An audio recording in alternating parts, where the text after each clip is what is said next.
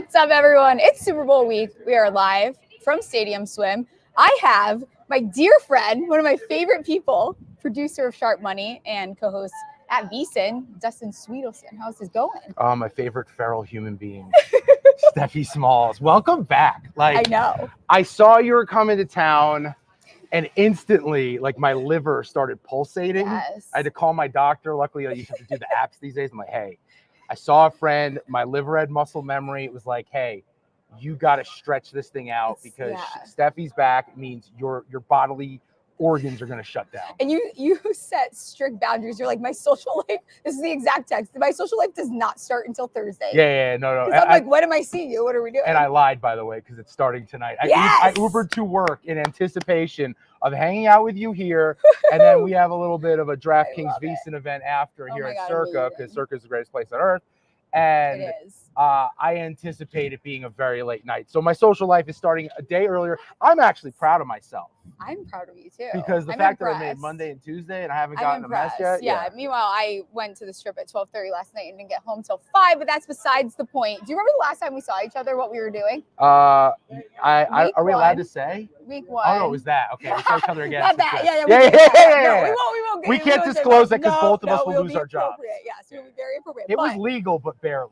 When we were on a documentary, which who knows when it's I don't know anything about it. I've heard rumors it's iffy on if it's gonna get out or not. I hope not. No, I got to see some clips someone showed me. Really? We are not the main characters. Thank God. I don't know if you figured it out by now. We should have been. But it was probably when I told them to get the fucking no, there was other main characters at play.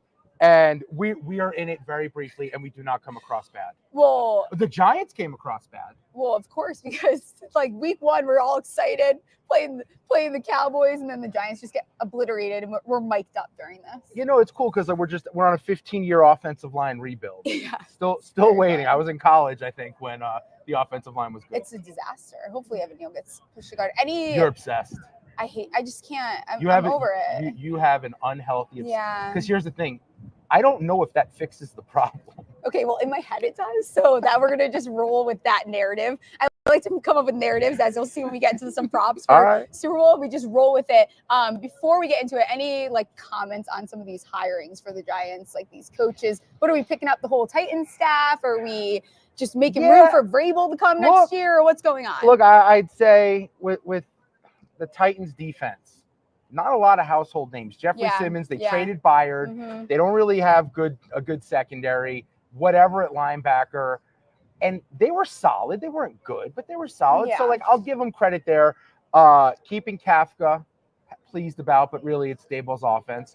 Yes. Honestly, Wink Martindale going. I think a lot of the stuff that played out on the field with the disarray and the dysfunction, something as Giants fans we really shouldn't be used to, Ben McAdoo had dysfunction. Pat Shurmur had dysfunction. Yeah. Joe Judge. We grew up for such a long time where there was no dysfunction. Yeah. I think a lot of that stemmed from Wink Martindale as a child who needs to be told how great he is and created a divide between ownership. He thought he was so good. Dude, Wink Martindale, I know you think you're a genius. You like to blitz. Cool. Vic Fangio, Jim Schwartz, you and all these old white guys are going to be in the league forever just blitzing people to death. We get it. You like to run a lot of blitzes. We get it. He thought he could drive a divide between the Mara and Daboll.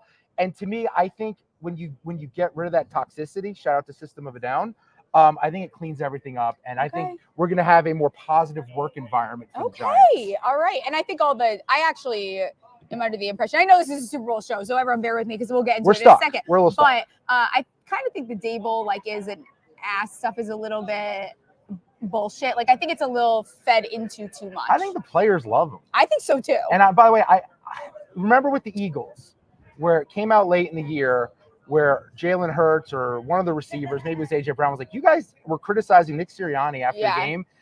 Turns out it was Hurts and AJ Brown on the fly coming up with a new play. Yeah. And they lost the game on the play. And Sirianni took the hit as if he called the play. Right. I think there was a lot of moments last year where Brian Daboll was taking hits for players to make sure he protected them. Yeah, absolutely. All right, Super Bowl. Talk to me right off the bat. Is there a side you like? Is there a total? Do you like the over under? Yeah, where are you at? I'm the one person you're going to talk to that's in on the Niners. Okay, so I said before, I was just talking to the gambler Philly. Those clowns. Yes, I was talking to them. I love them. And it came to me, what if Purdy is like the Eli Manning and he's like the guy that's going to be ends up being Mahomes' kryptonite here?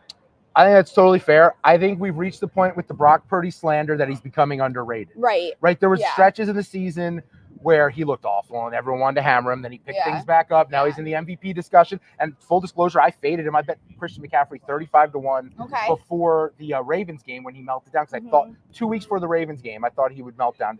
Bet it then. He's not going to McCaffrey's not going to win MVP. But my basic point is, I think Brock Purdy is a better quarterback that he's getting credit up for. The perception is way off. And I think he's good. I think he makes plays. I think he makes things happen. And my lean on the side of San Francisco is more that at some point, MVS isn't catching a ball like that to end the game. Like the receivers just aren't there. Sky Moore got activated. Cool. Sky Moore, there's a missing persons report out for him since he entered the league. The receivers are not going to continue to make plays. The only thing that scares me, and maybe I'll have some props on this later in the week, is Ambry Thomas for San Francisco is such a liability at corner. I think he potentially is going to get picked on, and he's got picked on every step of the way. Outside of that, I think Rice is going to get swallowed up by Ward. I think Travarius Ward is a physical corner. And Kelsey may eat. He may get his because he always does in the Super Bowl. Yes, I'm with you on that. Purdy, so looking at some of these props. I do have a play on him. You do. And I think we talked about it, but it's becoming a little bit popular. It initially opened at 10.5, but Purdy over rushing yards. Are you in on it? I'm in. Look, I went into this bet seeing the movement. And my initial plan in the research was like, you know what, I'm going to go under. Because I think by the time Saturday comes out, I will be on a lot of these numbers. Because you got to remember, the market, these prop bets have been out in the market for so long, they're only getting pushed up by people. By the time we get to the day before the game or even the day of the game, they're going to be at such a peak. There's going to be value on the right unders here. But I ended up going over 12.5 rush yards on Purdy. QBs have run against Kansas City recently. That's part of it. I think a lot of that pressure from Karlaftis and even Jones up the middle flushes guys, and they end up having to improvise. San Francisco is also 4-2 when Purdy goes over 12.5 rush yards. I like it. We go back wild card round. Tua, 3 for 25 on the ground. Buffalo, Allen, 12 for 72 and 2 touchdowns. Lamar in the conference championship, 8 for 54. Go back to week 18. Easton Stick, I know it's week 18, so not all players play. Easton Stick had 13 for 77. Did he? Browning had 7 for 32 in week 17 and a touchdown. I think this is an element where there's going to be such a focus on making Purdy sit in the pocket and beat them. There's going to be opportunities to take off and run. I went yards over attempts because I think we only need 1 or 2 to break off 12.5. Yeah, I think I'm with you. Do you think you could get there with an anytime touchdown with him? Or yes. Is it too far? Am I pushing it too far? No. So I did some research on this because I want to bet on first touchdown. I have a couple bets on it where I do think it's going to be run in. I think there's going to be a rushing touchdown to start the game. And I think there's an opportunity for Purdy and Mahomes to end up running one in. A little parlay action. I don't hate it. I don't hate it. I don't hate it at all. But I do think there's an element where these defenses are going to be so buttoned up in the red zone. Yeah. That's always the last thing. And if there's a pocket and a window to take off, they will. And these guys are good on their feet. Yeah, I think, and going off of that a little bit, I like Purdy to stay under the 1.5 passing touchdowns. He averaged 1.9 per game this season, 2 in the playoffs alone. 4 passing touchdowns in the last 4 starts. And the Chiefs defense is not allowing a lot of passing touchdowns here. I think there's an opportunity seeing the 49ers leaning on the run. You're going to see CMC in the that. It's kind of a perfect script. So I have CMC to be the first San Francisco scorer. I'm going to get him at first touchdown scorer, and it goes with what you're saying here. Go back in history. Kyle Shanahan's coached in 2 Super Bowls. Atlanta and the Patriots. First touchdown of the game, Devontae Freeman. Second touchdown of the game, Tevin Coleman. That's 2 running backs in the end zone. His was on a catch. Austin Hooper, tight end, caught a touchdown. Then we go to the last time these 2 teams met in the Super Bowl. 49ers, Chiefs. First touchdown of the game, by the way, that game was a Mahomes rushing touchdown. Was it? Kyle Juszczyk had a touchdown catch. That's still a running back scoring a touchdown. Raheem Mostert scored the other 49ers touchdown in that game. I believe that Kyle Shanahan, when they get down to the red zone, is going to play it more conservative, believe in his zone blocking scheme. He does not want Purdy to mess up them with their scoring opportunities. He's going to rely on the run. We saw Dan Campbell 2 weeks ago now. Dan Campbell's not wanting to kick field goals and take the points. These coaches learned from that. Points are at a premium. I actually like going for it over like the long sample size of a regular season. But in the Super Bowl, go with your brand, like it's whatever. one game. It's one game. Like you and have to Shanahan take is points. conservative. Like that's how he is. He's always been that way.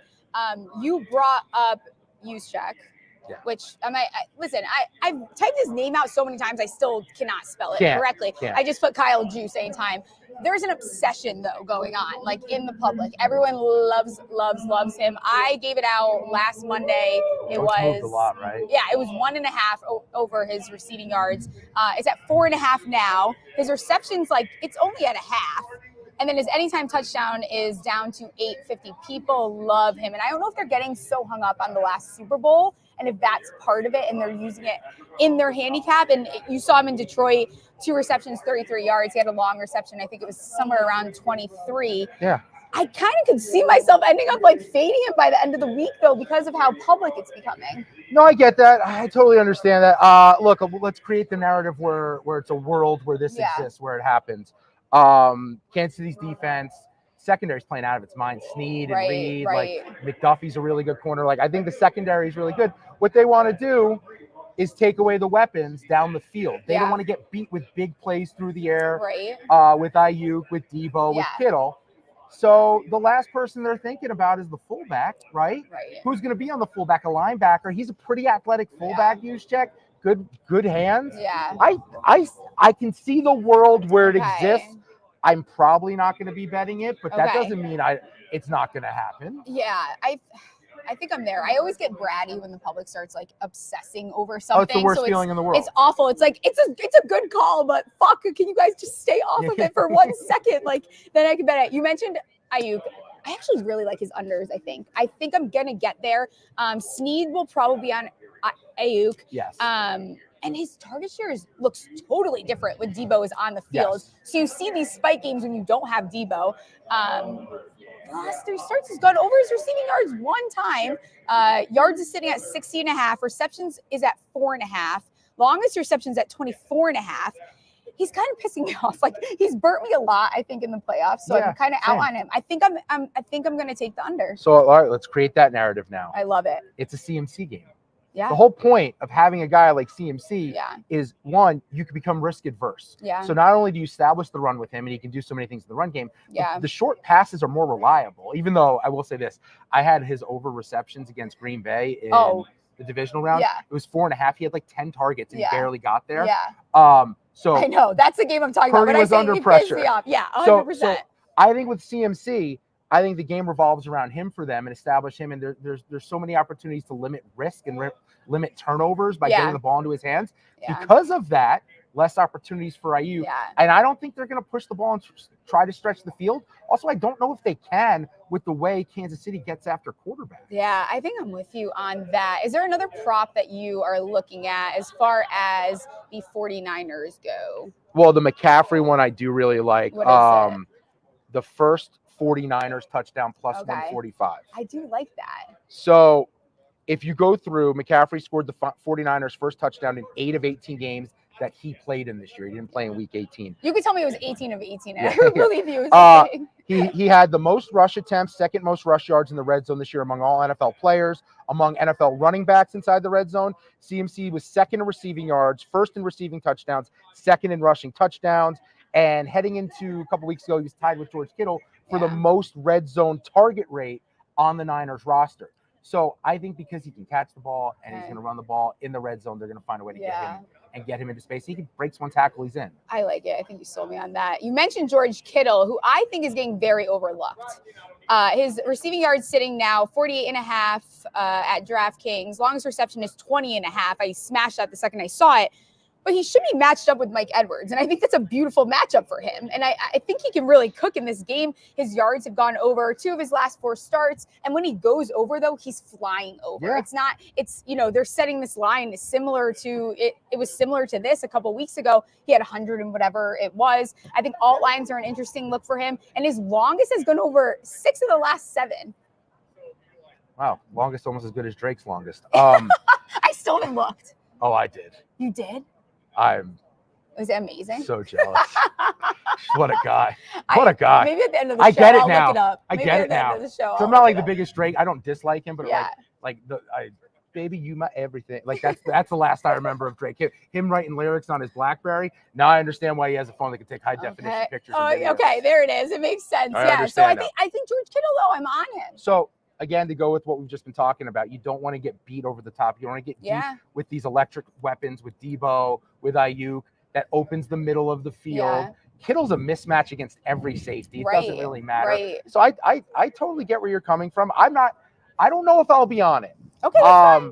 But I might because you are, and we can ride together. Okay, great. And so when we get drunk later, I'm just gonna make you bet it. It'll be fine. Yeah. I'm gonna wake up, be like, what are all these bets? Yeah. A lot of people wake up, look at their phone, they go, what mistakes did I make yesterday? What bets did Stephie I make? made me bet a bunch of props I didn't want to bet. Sorry, that's on me.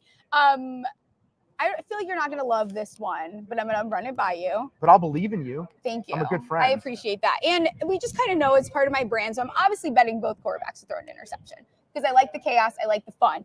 Purdy, he's going to have to get rid of the ball a lot faster versus this defense. I think there's room for error here. As much as they're going to run the ball, that's fine. He's only threw 11 in the regular season. Fine. 1 in the playoffs. The Chiefs defense, they only had 8 in the regular season, but then they already have 2 in the postseason. And they have these very opportunistic defensive backs. And I think there's a really good opportunity there for him to throw one. Look at me. I can make anything sound lovely. Well, look, I think you have good supporting evidence. I always come back to that Ravens game where he threw 4 picks. Yeah. Right? And the volatility is there. And what happened? He got knocked out of rhythm. Yeah. He couldn't step into the throws he wanted to make. It's a big stage. Put your pants a little bit. I think he got pressured. And I do like the Chiefs secondary. I do. I love the way Snead is playing right now. He's so physical. Yeah. He's in his zone. Just had a kid playing for your newborn. We love it. Come on, we can name the kid Lombardi after you hoist the trophy. See, Ayuk is fucked. I think there's a world, definitely for Purdy. I don't know about Mahomes because he's at this level right now where he's a true master. Yeah. Because he knows what this offense is, but more importantly, knows what it isn't capable of. Yeah. He is not forcing things. If it's there, it's there. Or if he's going to take a shot, he's going to throw it where only his guy can touch it. And he protects the football. I think in the playoffs he becomes a little bit different. I like Purdy to throw a pick, though. I do like that play. It's happening. I hope I can find somewhere. I think the SGPN guys were trying to see if Circa would lay a 3 interception. I would take it easily. It's a lot of fun. I like to see interceptions. Over 1.5 interceptions on Purdy? Give me it. Yeah, why not? I would take that. Yeah, let's do it. Any other props that you like for this Chiefs team? Okay, so here's if you want to throw. I'll let you. It's supposed to be Chiefs props. If you feel really strong about a 49er or other way around. Yeah, you reversed it. I reversed it. It's been a long All right, Missy Elliott over here. Flip it down. I don't have too much on because I'm going to bet San Fran to win. Okay, fair. And I do have a lot of just in general game bets that involve both teams, first score of the game is going to be a rushing touchdown. Yeah, I'm in on that. I got plus 130 on that one, I believe. Okay. I also first drive of the dude. I did a lot of research for this one. Let's walk through this. Okay, I'm ready. Talk to me. Opening drive of the game is going to result in a punt minus 110. Okay. So here's the deal. I think there's a pucker factor. I can't whistle. It's on my dating profiles. I can't whistle. I can't either. I'm also too dehydrated. That's out of my mouth. Some people can whistle out of other. Some people can whistle out of other ends. Yeah. I think there's a pucker factor in the Super Bowl where things become a little more tense. Okay. I went back and looked last 16 Super Bowls. 9 of the last 16 opening drives in the Super Bowl have resulted in punts. That's 56.25%. All right. 4 of 16 resulted in field goals at 25%. There were 2 safeties, which is funny. Really? Yeah, well, not in the opening drive. So those are the first scores. Right. First scores. Just 1 touchdown has occurred on the opening drive in the last 16 Super Bowls. It was last year. Okay.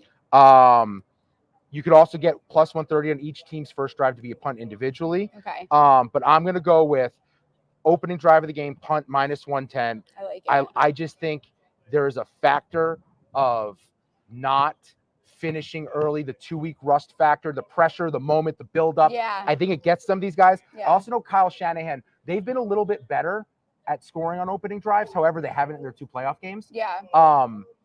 And he likes to defer. So odds are it's going to be in Mahomes' hands to start the game. And while obviously Mahomes is Mahomes, we all get that. I don't trust those receivers to march down the field against a really good San Francisco defense with 2 weeks to prepare on the first drive of the game. I think they're going to have to feel each other out. So that's why I like the first opening drive of the game to result in a punt. Okay. I like it. I think, so do you see this starting slow then? Like, do you think both teams get off to a slow start and the defenses kind of shine in the beginning? I think it's going to be clunky. I think it's going to be a little bit clunky.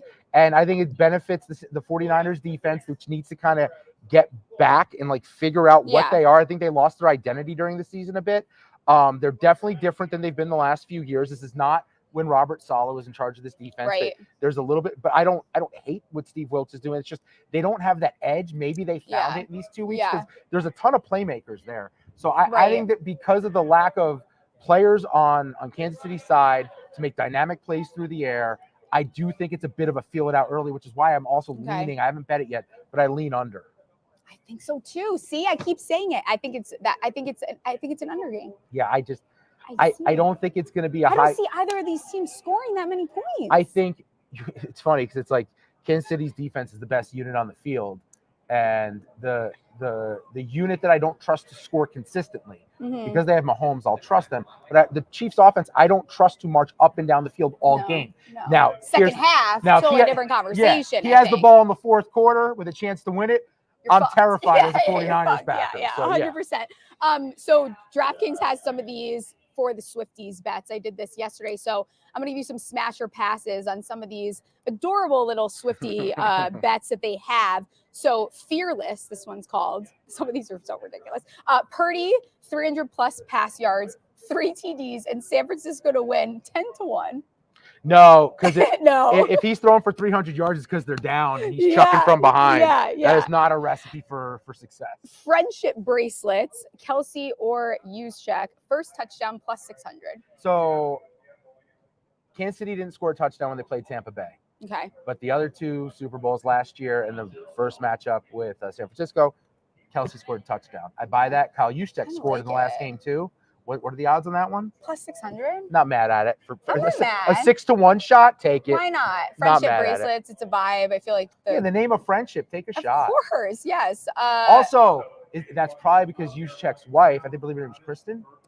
I think so. She makes very lovely vests. She made the jacket. It's pretty sick. They're sweet. If she come out with like men's gear and like the way she does it, I think it's legit. Yeah. I get it's for the women and they deserve to have cooler options. Yeah. See, I'm very progressive, despite what people say. Where was I go? Oh, but they're friends because Kyle Juszczyk's wife made that first jacket that Taylor Swift wore to the game. See, very smart marketing there friendship. too. Listen, Taylor Swift is one of the best. She knows her marketing down. Do you know, I didn't know I knew as many Taylor Swift songs till this year. Of course you do.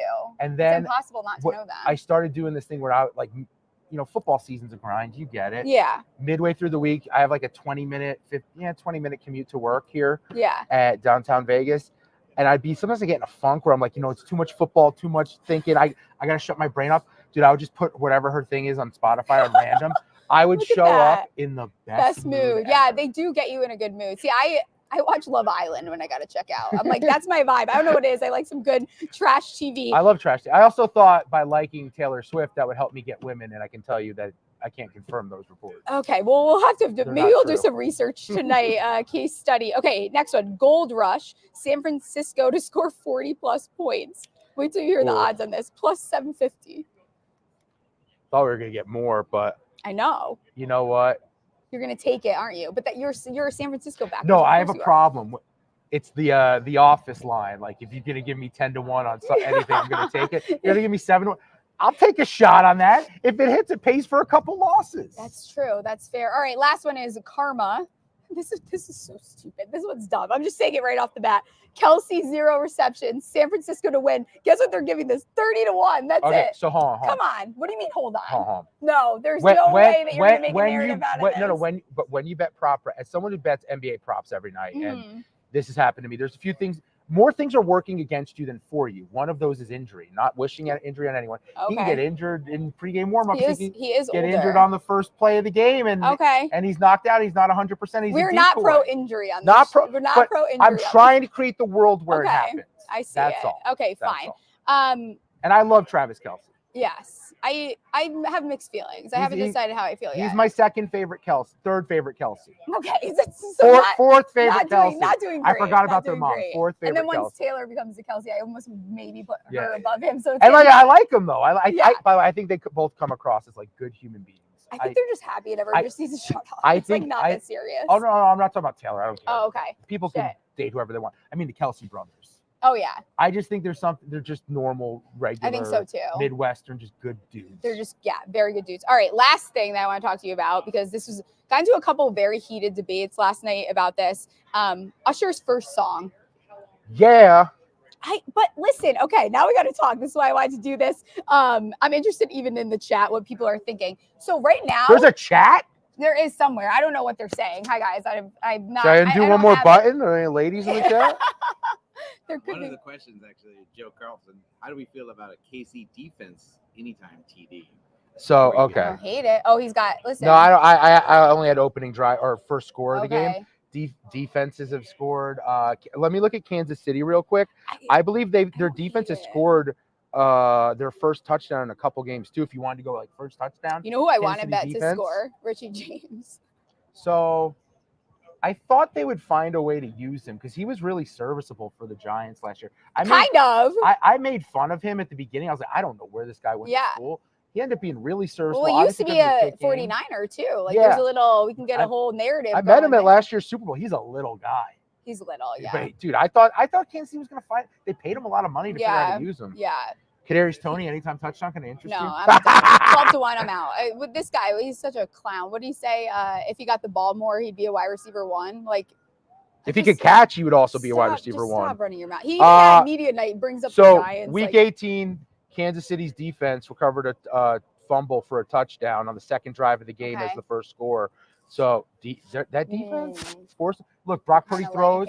Brock Purdy lines up on 20, throws a pick 6, comes back. I kind of like it. Okay, back to Usher. This is what's really important. So sorry, chat. I want to talk about Usher. So the thing with that I have, last year Rihanna did not bring anyone out. I think that he's going to bring someone out. Bieber or Lil Jon?